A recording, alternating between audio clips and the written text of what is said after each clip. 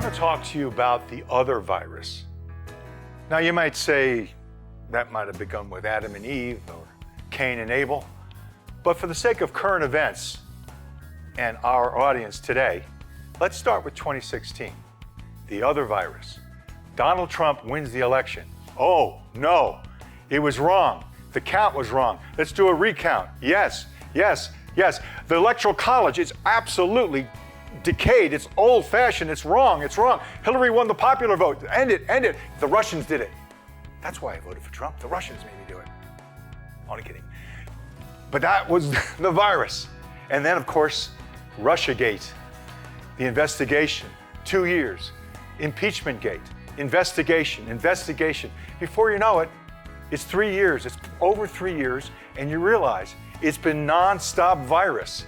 The media virus all the time, never stopping. Trump has got to be stopped. On and on. And then COVID-19, coronavirus. He stops the flights into China on January 31st. They call him a xenophobe. They call him a racist. They call him everything. And then they start to blame coronavirus on Trump. Therefore, the virus comes, but there's another virus, and that's the main player, folks, the other virus, because it never stops. Trump did it, it's his fault. And then, a few days before Pentecost, when a number of us are really excited that the church is really going to open up on May 31st, which is, quote, the day of Pentecost, unquote. It's 2020, Pentecost, just like the opening of the church 2,000 years ago. Wow. And then the mobs come out. First, it's a protest, it's a mob, it's a tragedy. George Floyd is murdered. You don't need to hear it from me. You already know it. It's horrible. But it goes from horrible to worse and worse and worse. It goes from protest to mobs. Do you know that in April, there was a protest in Michigan against a governor, Whitmer, who is against, very stringent on COVID regulations, and the people objected. And the media was shocked. How could they do that? How could they protest? How could they do this? Some of them weren't even wearing masks, but it was a peaceful protest.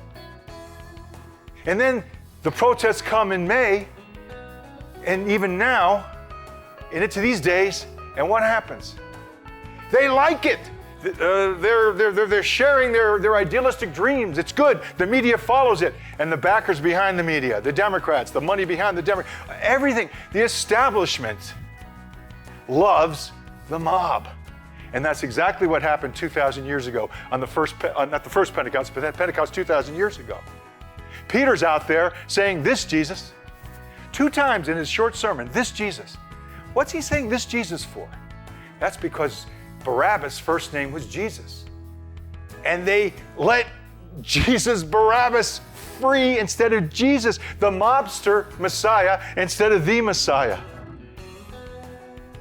But the mobster wasn't really Barabbas, it was the people behind Barabbas. It was the Sanhedrin, the ruling, religious ruling party, the Jewish Israel ruling party. The Romans were behind it. Barabbas, they hated Barabbas. He was an insurrectionist, a mobist, but they wanted him out. You know why? They hated Jesus more. The Jesus haters, the never Jesusers of that time. 5 days before, they heralded Jesus as the Messiah, and it only took them 5 days to completely change their minds. What happened? What happened is what's happening to you today. The power of the media. It's Satan's media, and it works through people. It works through the money behind it. And the vision, the global vision. Yes, it is a kind of slavery, friends, and it's a different kind, but it's global. And they hate Jesus because it's the one entity that can face it, that can stop it, that can deal with it. So, the question for us today is the same question of 2,000 years ago. Which Jesus? Remember, it's tricky. They had the same first name, and they're both kind of messiahs. This guy, Jesus Barabbas, is a military guy. He's going to save. He's going to fight him. The anger, that's all out there. And the man of peace, who had been beaten up by the Romans. How is he going to save us from the Romans? Yeah, and you start to process. And the discouragement gets to you, and you lose the victory that you had just by wanting him. We don't have to win in this world. We just have to want him.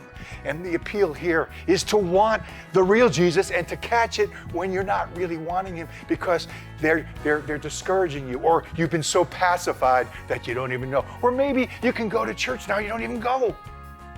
You don't really have to not go, but you don't go anyway. Don't you see? You're being drained. You're being drowned. Don't let the adversity lose your faith. Let the adversity advance your faith. Yes. This is the best time to find your faith and pray and say yes, because the fellowship of Jesus and his people and the Holy Spirit is victory, and you can't beat it. It's wonderful. Try it out. Let's do it together. I'm Dennis Cole. This is Narrow Gate News. Would you subscribe, like, comment? God bless you. Thank you.